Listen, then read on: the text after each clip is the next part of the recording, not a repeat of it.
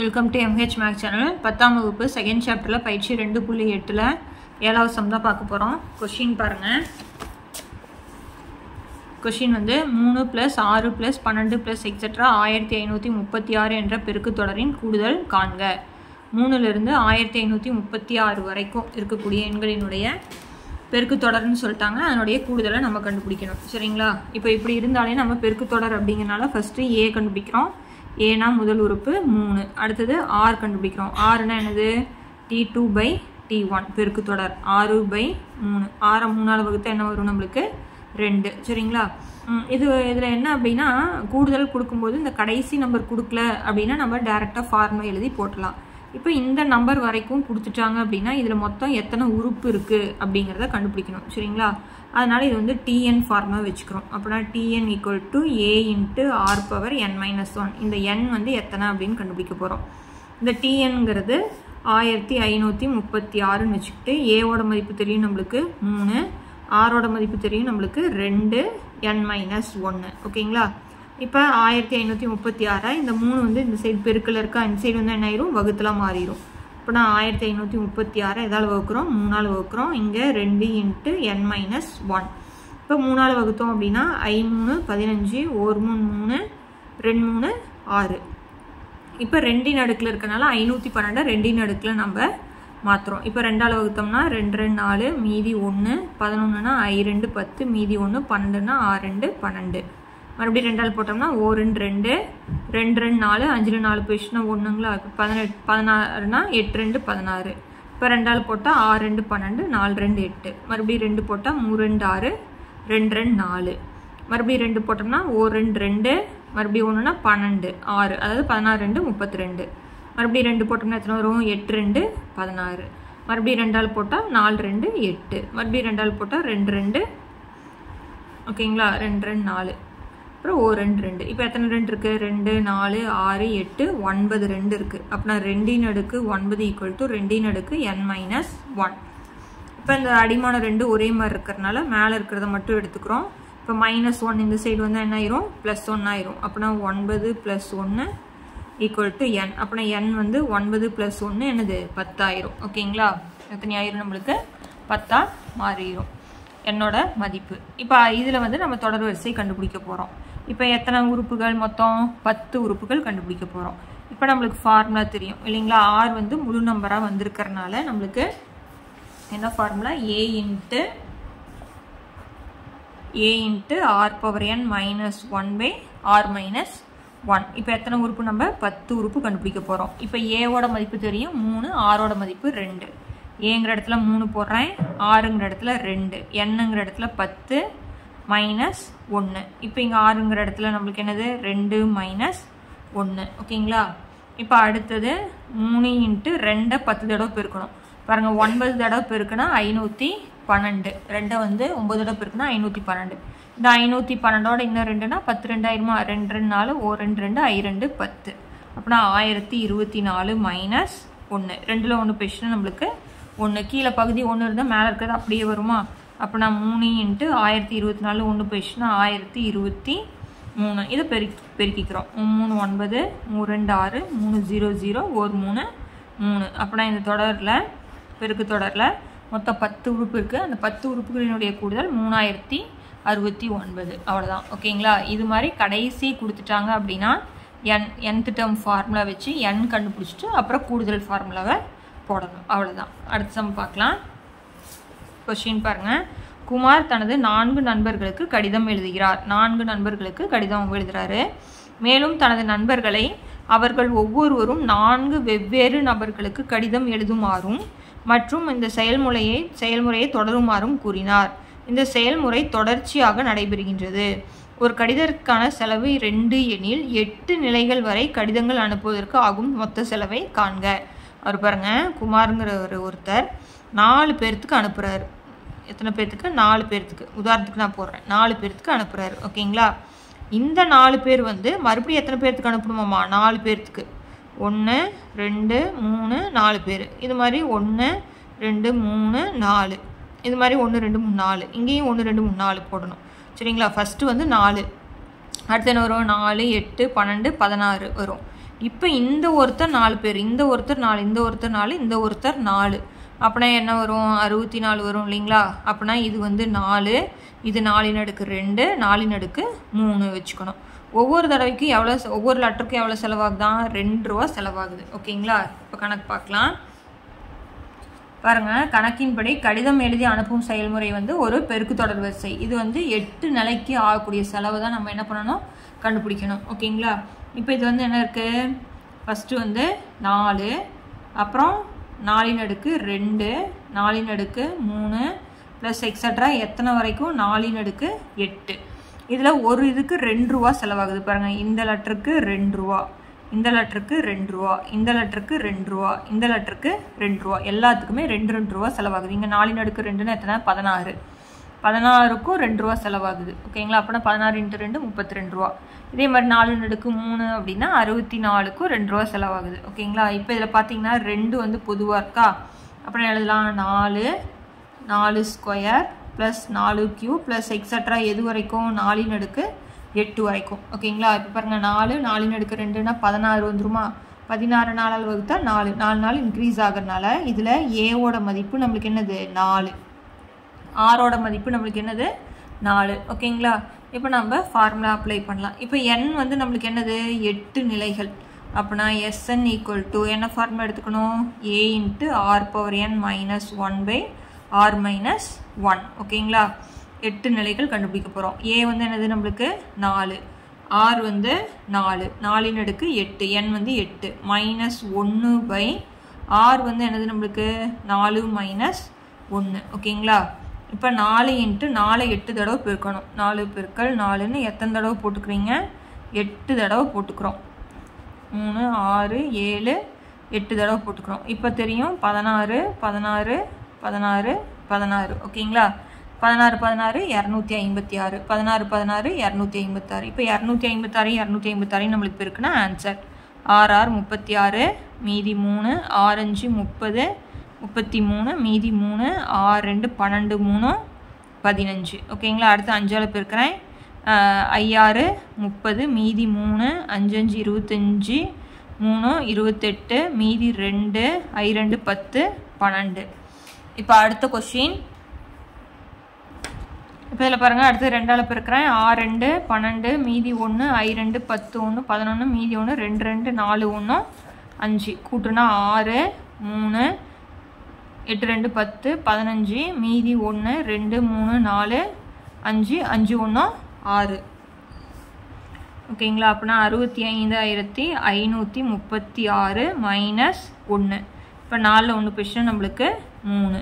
இப்போ 4 இன்ட்டு இதை 1 கழிக்கணுமா? அப்படின்னா 65,535/3. ஓகேங்களா? இப்போ இதை அடித்து பார்க்கலாமா? இதை அடித்தோம்னா 2 3 6, 1 3 3, 5ல் 3 போயிடுச்சுன்னா 2. 25னா 8 3 24 போடுவோமா? 24னா மீதி 1. 13 4 3 12, மீதி 1. 15னா 5. ஓகேங்களா? சைடில் கூட நீங்கள் வகுத்து பார்த்துக்கோங்க, தப்பு கிடையாது.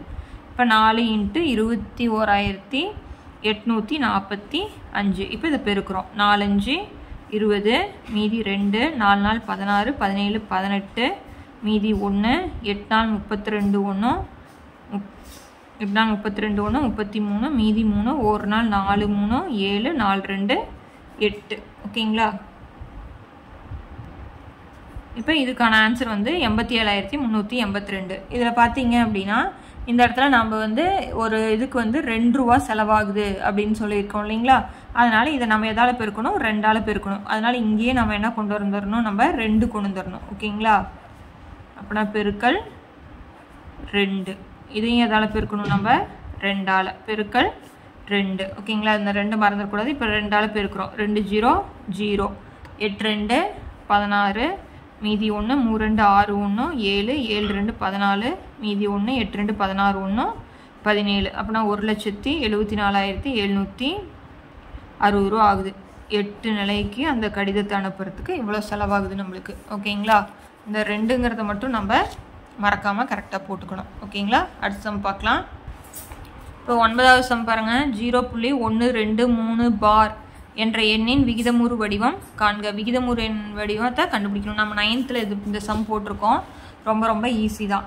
கொடுத்துருக்கிற நம்பரை 0.xன்னு எடுத்துக்கிட்டு இந்த பார் போட்டாங்கன்னு என்ன அர்த்தம்? அந்த பாரில் வரக்கூடிய நம்பர் திரும்ப திரும்ப வருதுன்னு அர்த்தம். அப்படின்னா 1 2 3 1 2 3 1 2 3 எக்ஸட்ரா. இது சமன்பாடு 1 அப்படின்னு வச்சுக்கிறேன். ஓகேங்களா? இப்போ புள்ளிக்கு அப்புறம் 3 ஸ்தானம் இருக்குது. 3 ஸ்தானத்துக்குமே பார் இருக்குது. அப்படின்னா 3 ஸ்தானம் இருக்கிறனால நம்ம சமன்பாடு 1 1000ஆல் பெருக்கிறோம்.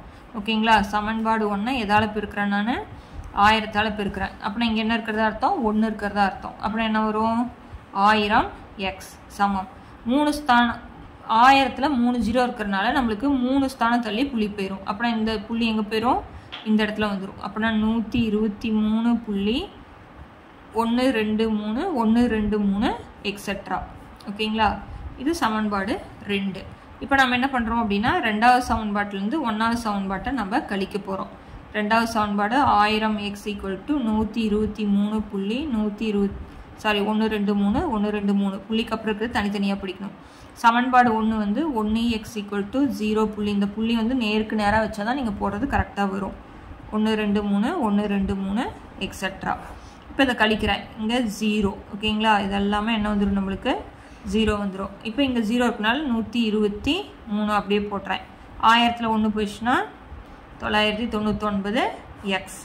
இப்போ x = என்ன வந்துடும்? 999 வந்துடுமா? அப்படின்னா 123/999. ஓகேங்களா? இதுக்கு மேலே நம்ம எந்த நம்பரால் அடிக்க முடியுமோ நம்ம என்ன பண்ணிக்கலாம்? அடித்து மேலையும் கீழையும் போட்டுக்கலாம். ஓகேங்களா? இப்போ நம்ம எதால் அடிக்கலாம்? நான் 3வது வாய்ப்பாட்டில் அடிக்கலாமா? 3வது வாய்ப்பாட்டில் அடித்தோம்னா 4 3 12 1 3 3. இங்கே 3 9 3 9 9. அப்படின்னா இந்த நம்பரினுடைய விகிதமுறு வடிவம் என்னது? நம்மளுக்கு 41/333. ஓகேங்களா? இந்த விகிதமுறு வடிவம் வந்து 41 333ஆல் வகுத்தா நம்மளுக்கு 0.123 123 நம்மளுக்கு போய்கிட்டே இருக்கும். ஓகேங்களா? அவ்வளோதான் சம்மு. அடுத்த சம் பார்க்கலாம். இப்போ அடுத்த சம் 10வது சம் பாருங்கள். Sn = x + y + x² + xy + y² + x³ + x²y + xy² + y³ + extra n உறுப்புகள் வரை எனில் Sn வந்து கொடுத்துட்டாங்க. ஓகேங்களா? x - y × Sn. இந்த Snோட x - y பெருக்கணும்னா நம்மளுக்கு என்ன வரணும்னு காமிக்கணுமா? x² × x⁻n - 1/x - 1 -y² × y⁻n - 1/y - 1 என நிறுவுக. Sn கொடுத்துட்டாங்க. இந்த Snோட x - y நம்ம என்ன பண்ண போகிறோம்? பெருக்குனா இந்த ஆன்சர் அப்படின்னு கொண்டு நம்ம காமிக்கணும். சரிங்களா? இப்போ நம்ம என்ன பண்ணுறோம் அப்படின்னா இங்கே பாருங்கள், x - y × Sn இருக்கா? இப்போ இந்த x எடுத்துகிட்டு Snோட பெருக்கலாம், y எடுத்துகிட்டு Snோட பெருக்கலாம். அப்படின்னா xn Sn - y Sn வருமா? அப்படின்னா இந்த Sn ஃபஸ்ட்டு எக்ஸால் பெருக்குவோம், Sn முதல்ல ஒய்யால் பெருக்குவோம். பெருக்கி ரெண்டையும் என்ன பண்ணிக்கலாம்? கழிச்சிக்கலாம். ஓகேங்களா? இப்போ x Sn. இப்போ எக்ஸோட நம்ம என்ன பண்ணுறோம்? பெருக்க போகிறோம். ஓகேங்களா? அப்படின்னா x × x + y. அடுத்து x × x² + xy + y². அடுத்தது இதோட plus x × x³ + x²y + xy² + y³ + extra எது வரைக்கும்? n உறுப்புகள் வரை. ஓகேங்களா? இப்போ இதை பெருக்கலாம். எக்ஸையும் பெருக்கினா என்ன வரும்? x². ஃபஸ்ட்டு இதை பெருக்கிறோம், அப்புறம் இதை பெருக்கிறோம். அடுத்தது xy. ஓகேங்களா? அடுத்து இதை பெருக்குனா x × x² வந்து x³. அடுத்து x × xyனா x² × y. 2 x தான் x². ஓகேங்களா? அதுக்கு அடுத்து இதை பெருக்குனா என்ன வரும்? xy². அதுக்கடுத்து இதை பெருக்கிறோம். என்ன வரும்? x⁴. அடுத்து இதை பெருக்கும் பொழுது x³. x × x² x³ அந்த y அப்படியே போட்டுக்கிறோம். அடுத்து இங்கே பெருக்கிறோம். x × x வந்து என்னது? x² பேலன்ஸ் இருக்கிற y². அடுத்து xையும் y³ பெருக்கினா என்ன வரும்? xy³ அப்படியே போட்டுக்கிறோம். ப்ளஸ் எக்ஸட்ரா என்னது? n உறுப்புகள் வரை. இதுதான் வந்து xn. அடுத்தது ஒய்யோட பெருக்கிறேன் Sn. ஓகேங்களா? இப்போ நான் என்ன பண்ணிக்கிறேன்? இதனோட ஒய்யை பெருக்கிறேன். அப்போ நான் y × x + y plus y × x² + xy + y². அடுத்து இங்கேயும் ஒய்யால் பெருக்கிறேன். Y into X cube plus X square Y X Y square plus Y cube plus extra n உறுப்புகள் வரை. ஓகேங்களா? இப்போ இதை பெருக்கிறோம். போனது இதுங்க போட்ட மாதிரியே தான். அப்போனா இதை பெருக்கணும்னா என்ன வரும்? எக்ஸ் ஒய் ஒய்யும் ஒய்யும் பெருக்குனா ஒய் ஸ்கொயர். அடுத்து இங்கே பெருக்கணும்னா எக்ஸ் ஸ்கொயர் ஒய். எக்ஸை ஃபஸ்ட்டு வச்சுக்கலாம், ஒய்யை பின்னாடி வச்சுக்கலாம். அடுத்து இதை பெருக்கணும்னா எக்ஸு ஒய் ஸ்கொயர். 2 ஒய் வந்துன்னா ஒய் ஸ்கொயர் போட்டுக்கிறோம். இப்போ என்ன வரும்? Y cube. இங்கே 2 ஒய் இங்கே 1 ஒய். அடிமானம் ஒரே மாதிரி இருந்து பெருக்கல் இருந்தால் அடுக்குகளை நம்ம என்ன பண்ணிக்கிறோம்? கூட்டிக்கிறோம். அடுக்குக்குரிய விதி தான், ஒன்றும் கிடையாதுங்க. இப்போ இதை பெருக்கணும்னா என்ன வரும்? X cube Y. அடுத்து இதை பெருக்கணும்னா எக்ஸ் ஸ்கொயர் ஒய் ஸ்கொயர். அடுத்து இதை பெருக்கணும்னா எக்ஸு இங்கே 1 ஒய் இங்கே ஒய் ஸ்கொயர்னா ஒய் கியூபு. அதுக்கு அடுத்தது இங்கே ஒய் கியூபு இங்கே y power 4 plus extra n உறுப்புகள் வரை. ஓகேங்களா? இப்போ நம்ம என்ன பண்ண போகிறோம்?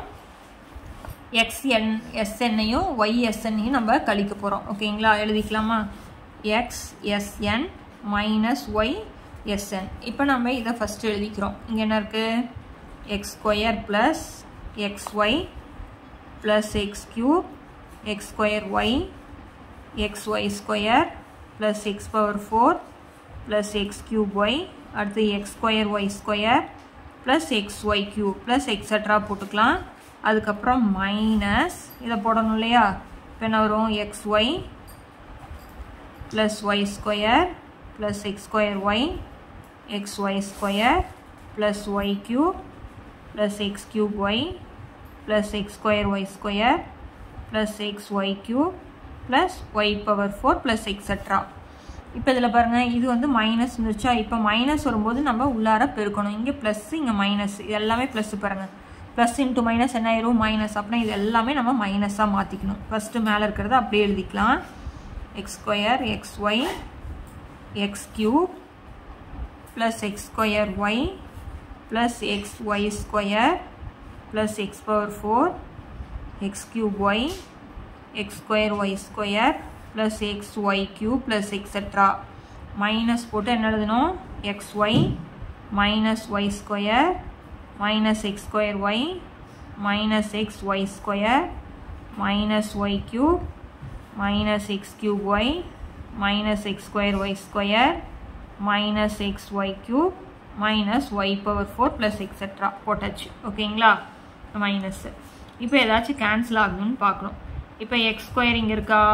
இல்லை, அது கேன்சல் ஆகாது. இப்போ பாருங்கள், இது plus X Y minus X Y cancel பண்ணிடுறோம். அடுத்து பாருங்கள், எக்ஸ் ஸ்கொயர் ஒய் இது ப்ளஸ் இது மைனஸ் கேன்சல் பண்ணிடுறோம். Plus X Y square minus X Y square cancel பண்ணிடுறோம். அடுத்தது ஒய் கியூப்லாம் இல்லை. இப்போ பாருங்கள், எக்ஸ் கியூப் இன்ட்டு ஒய் இங்கே ப்ளஸ்ஸு இது minus plus X square Y square இங்கே minus X square Y square cancel பண்ணிடுறோம். பாருங்கள், ப்ளஸ் எக்ஸ் ஒய் கியூப் இங்கே minus X Y cube cancel பண்ணிடுறோம். பேலன்ஸ் இருக்கிறது எழுதிக்கிறோம். பேலன்ஸ் என்ன இருக்குது? X square x cube x power 4 plus extra. மைனஸை காமனாக எடுத்துக்கலாம். ஓகேங்களா? இப்போ இங்கே என்ன இருக்குது? Y square y cube y power 4 plus extra. புரியுதுங்களா? இப்போ நம்ம இது என்ன பண்ணலாம்? நம்ம ஃபார்முலா இருக்கு இல்லையா? அந்த ஃபார்முலாவில் எழுதிக்கலாம். இப்போ அதுக்கு முன்னாடி என்ன பண்ணுறோம் அப்படின்னா, பாருங்கள், இதில் வந்து நம்மளுக்கு X square plus X cube இதோட எக்ஸை பெருக்கணும்னு நம்மளுக்கு எக்ஸ் கியூப் வந்துருமா? ஸோ இது வந்து நம்மளுக்கு ஒரு தொடராக இருக்குது. அப்படின்னா இதில் ஏ வந்து என்னது? நம்மளுக்கு எக்ஸ் ஸ்கொயர். ஆர் எப்படி கண்டுபிடிப்போம்? X cube by x square போட்டோம்னா நம்மளுக்கு எக்ஸு. இப்போ பாருங்கள், இதோட எக்ஸை பெருக்கணும்னா எக்ஸ் கியூப், இதோட எக்ஸை பெருக்கணும்னா எக்ஸ் பவர் 4 வந்துடும். அப்படின்னா ஆர் வந்து நம்மளுக்கு எக்ஸு. அதே மாதிரி இதில் ஏ வந்து ஒய்ஏ ஒய் ஸ்கொயர், ஆர் வந்து என்னது? ஒய்ஏ. ஓகேங்களா? இப்போ நம்ம ஃபார்முலா எழுதலாம். எஸ்எனுக்கு ஃபார்முலா என்னது? A into R power N minus 1 by R minus 1 அப்படிங்கிறது நம்மளுக்கு ஃபார்முலா தெரியும். இப்போ நம்ம எழுதுகிறோம். ஏ வந்து நம்மளுக்கு என்னது? எக்ஸ் ஸ்கொயர் எடுத்தாச்சு. ஆர் வந்து என்னது? X power N minus 1 by x minus 1 எழுதியாச்சு. அடுத்து இந்த தொடருக்கு எழுதுகிறோம். ஏ வந்து என்னது? ஒய் ஸ்கொயர் இன்ட்டு ஆர் வந்து என்னது? நம்மளுக்கு y power N minus 1 by y minus 1. ஓகேங்களா? பாருங்கள், புக்கில் பார்த்தீங்கன்னா நம்ம இந்த ஆன்சர் தான் நம்ம கொண்டு வரணும். பாருங்கள், எக்ஸ் ஸ்கொயர்